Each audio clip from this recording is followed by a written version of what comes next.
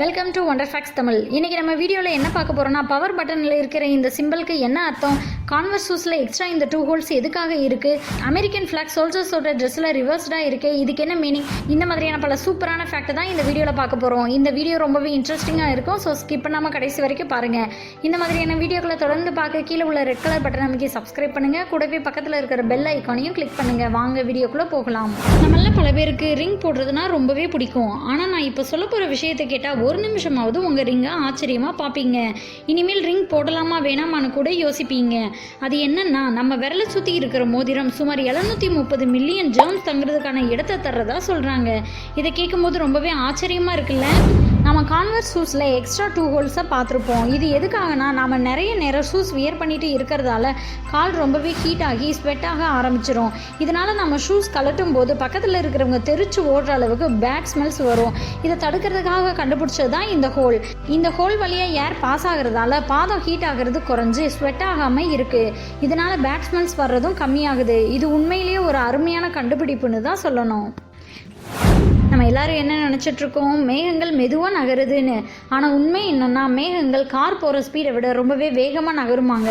க்ளவுட்ஸில் high level clouds, middle level clouds, low level க்ளவுட்ஸ்னே இருக்குது. இதில் ஹை லெவல் க்ளவுட்ஸ் பூமியிலிருந்து 4 to 8 மைல் தூரத்தில் இருக்குது. இந்த மேகத்தோட ஸ்பீட் அட்மாஸ்பியரில் இருக்கிற காற்றோட ஸ்பீடை பொறுத்து இருக்குமாங்க.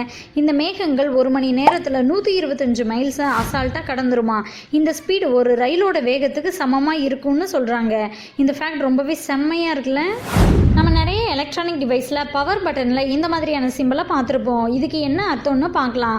முன்னாடியெல்லாம் பவர் ஆன் ஆஃப் பட்டனில் ஆன் பட்டனில் 1ன்னு ஆஃப் பட்டனில் 0ன்னு இருந்திருக்கும்.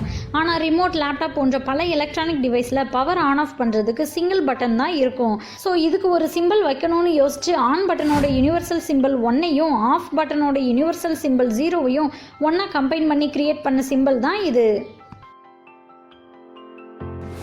நம்ம நிறைய ஹெட்ஃபோன் யூஸ் பண்ணியிருப்போம். ஆனால் நீங்கள் ஆப்பிள் ஹெட்செட் யூஸ் பண்ணியிருந்தீங்கன்னா கண்டிப்பாக இதை நோட் பண்ணியிருக்கவே மாட்டீங்க. அது என்னென்னா, இயர்பட்க்கு பக்கத்தில் ஒரு சின்ன ஹோல் இருந்திருக்கும். அது எதுக்காகன்னு என்னைக்காச்சும் யோசிச்சிருக்கீங்களா? அது வேறு எதுக்காகவும் இல்லைங்க, சவுண்டோட குவாலிட்டியை இம்ப்ரூவ் பண்ணுறதுக்காக.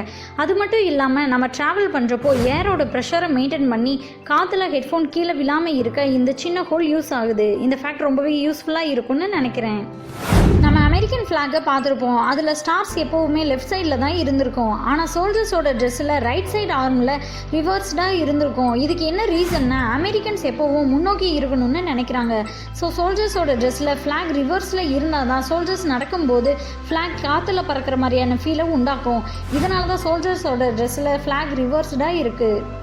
இந்த ஃபேக்ட்லாம் உங்களுக்கு இன்ட்ரெஸ்டிங்காக இருந்திருக்கும்னு நினைக்கிறேன். இதில் எந்த ஃபேக்ட் உங்களுக்கு ரொம்பவே பிடிச்சிருந்ததுங்கிறத கமெண்ட்டில் சொல்லுங்கள். இந்த வீடியோ உங்களுக்கு பிடிச்சிருந்தா லைக் பண்ணுங்கள், ஷேர் பண்ணுங்கள். நம்ம Wonderfacts தமிழுக்கு சப்ஸ்கிரைப் பண்ணுங்கள்.